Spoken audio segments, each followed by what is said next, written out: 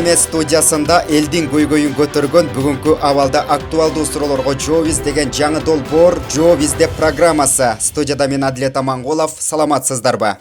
Бүгүн Москва шаарындагы Кыргыз Республикасынын өкмөтүнө караштуу мамлекеттик миграция кызматынын Россиядагы өкүлчүлүгүнүн жетекчиси Бейшенов Майрамбек Мырзабековичке жооп издеп суроолорду узаттык. Айтсаңыз, чек ара качан ачылат? Рахмат. Мен биринчиден айтып коюш керек, биздин миграция өкүлчүлүгүбүз биякта 2016 жылдан бери иштеп атабыз. Биз негизги биздин багытыбыз баягы эмгек укуктар боюнча коргоо, эмгек укуктар мигранттарга жардам берүү. Бирок сиздин суроо боюнча айтып кетсек болот. Сиз билгендей эле 17 мартта посольствонун астында штаб ачылган, оперативдик штаб. Карантин убагында ошол оперативдик штаб дагы эле иштеп атат. Биз ошол штабта мүчөбүз. Ошол сиздин суроо боюнча чек ара ачылабы, ачылбайбы, ошол ичинде ошондой эмелер суроолорду штабта ошондой суроолор да көтөрүлөт. Ошол суроолор боюнча да иш апарабыз. Анан айтып кетиш керек болуп атат. Азыркы убакта баягы Роспотребнадзор деген боюнча маалыматтар боюнча, анан Роснавигация маалыматтары боюнча 15-июлга деп пландар чыккан да, российский органдар ошол 15-июлда ачалык деп ошондой сунуштар менен алар элдерге дагы бизге дагы чыккан да. Азыркы убакта ошол иш апарылып атат да. Бирок дагы бир жолу айтып кетиш керек болуп атат. Бул эме ситуацияга жараша болуп калат, туурабы? Азыркы убакта өзүңөр билесиңердер, Кыргызстанда азыр акыбал бир аз начар болуп атат. Баягы коронавирустердин случайлары көбөйүп атат. Ошол үчүн ошондой бир эскертип коюш керек, что акыбал кандай болсо, биз бирок ошондой баягы 15-июлда ачабыз дегендер ошондой пландар бар болчу. Азыр ошол боюнча иштер болуп атат да. Мигранттар жумушка орношууда эмнелерге көңүл бурушу керек? Эң негизги азыркы убакта ошол чоң проблема болуп атат. Бизге биздин жараныбыздар келип атат. Баягы биз жумушка кирип атканда кандай шарты менен киришибиз керек, кандай документтерди толтуруш керек, кайсыл келишимдерге кол коюш керек, эмнени караш керек депчи. Ошол үчүн мен кыскача айтып кетет элем. Баягы биринчи жолу кирип атканда же экинчи жолу кирип атканда сөзсүз бул баягы официалдуу нерсе, эмгек келишим түзүш керек. Эмгек келишимди да түзүп атканда окуш керек да, ар бир статьяны окуш керек.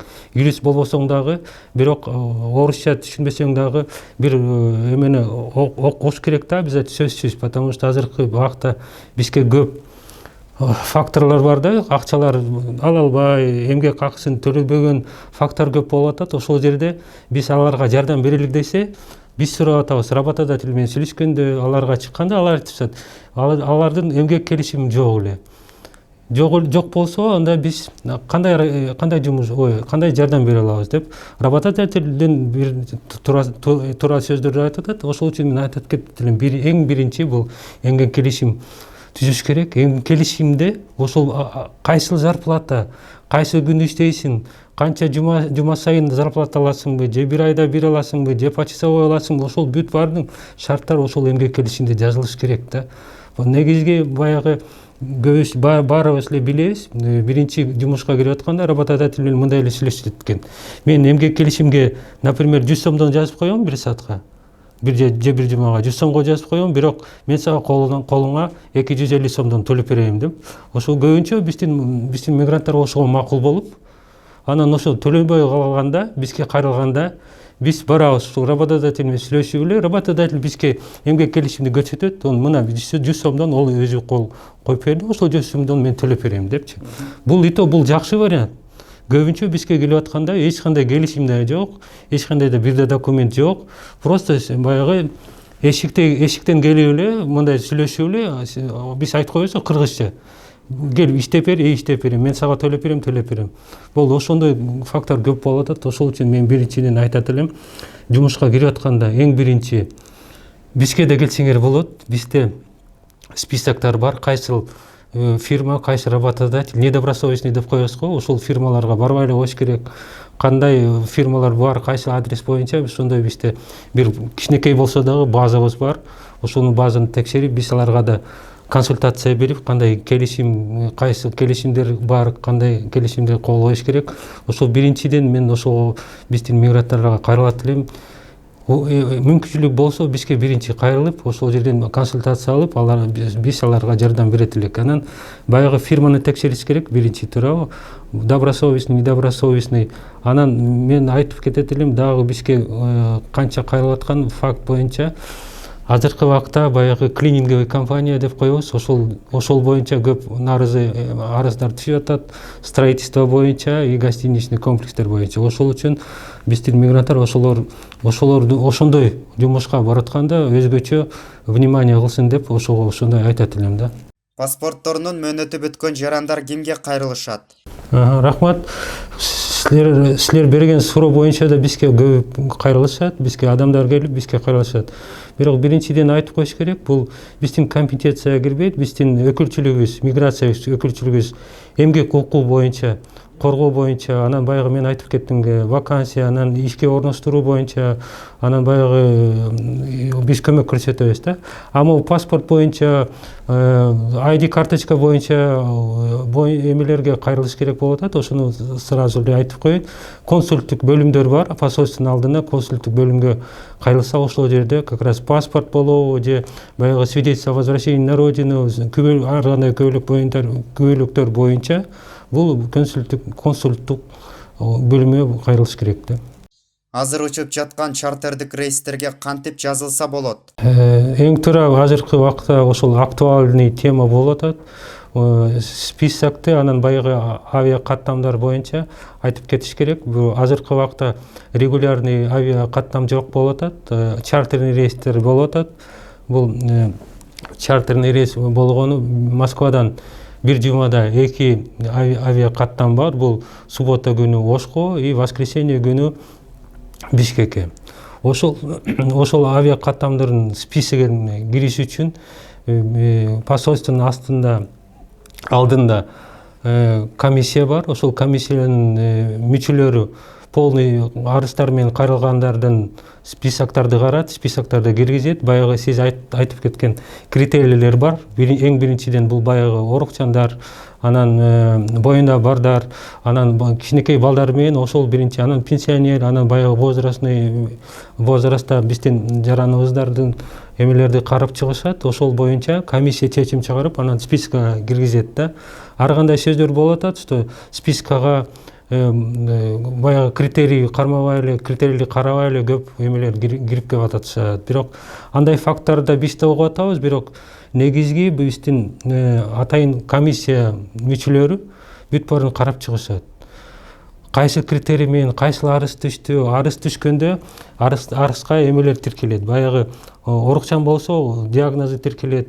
Баягы боюнда бар болсо УЗИнин справканы, роддомдун справкасы эмнеси бүт баарды карап чыгат. Бирок айтып кетиш керек, баягы азыркы убакта, например, биз где-то 11 миңден ашык уже биздин жараныбыз уже учуп кетишкен Кыргызстанга.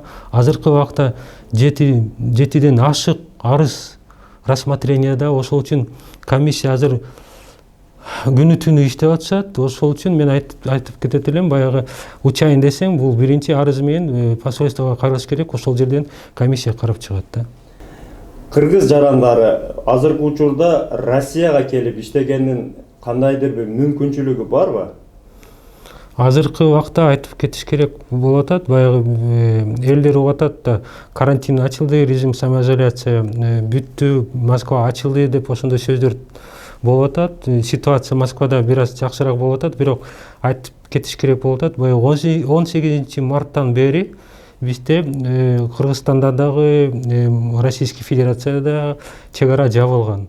Ошол режим дагы эле азыр болуп атат. Ошол үчүн баягы режим боюнча иностранец кире албайт деген сөздөр боюнча режим бар да туурабы. Кыргызстанга дагы иностранец кире албайт, Россиядагы иностранец дегени бул Кыргыз, Российский Федерация учуп келем десе, азыркы убакта ошол режим сакталып атат.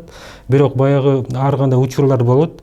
Баягы ситуация жараша да.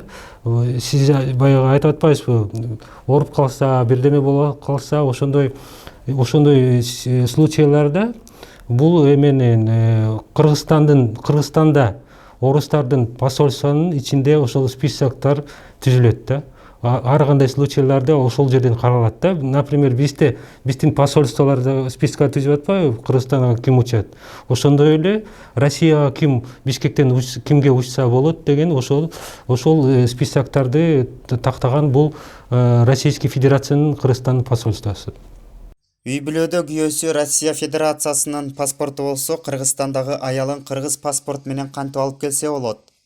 Мүмкүнчүлүгү бар деп ойлойбуз, потому что мен азыр эле айтып кете тургандай, Кыргызстандан Москвага учайын десем, бул баягы биринчиден арыз менен Российский Федерация Кыргызстанда Российский Федерациянын посольствого кайрылыш керек. Ошол жерде арызды карашат, анан баягы сиз айткандай ситуацияны карашат. Бул күйөөсү Россиянын жарандыгы болсо, же аялынын кыргыз болсо, бирок бизде бир норма бар, воссоединение семьи деп коебуз. Ошол арызды, ошол воссоединение семьи боюнча, ошол принцип боюнча караса болот. Ошол арыз менен ошол жерге кайрылса болот да. Эгерде сиздерде суроолоруңуздар болсо, комментарий бөлүмүнө калтырсаңыздар болот. Биз жооп тапканга аракетибизди кылабыз. Каналыбызга катталып, лайк басып, бизди колдоп коюңуздар. Кийинки чыгарылышка чейин саламатта болуңуздар.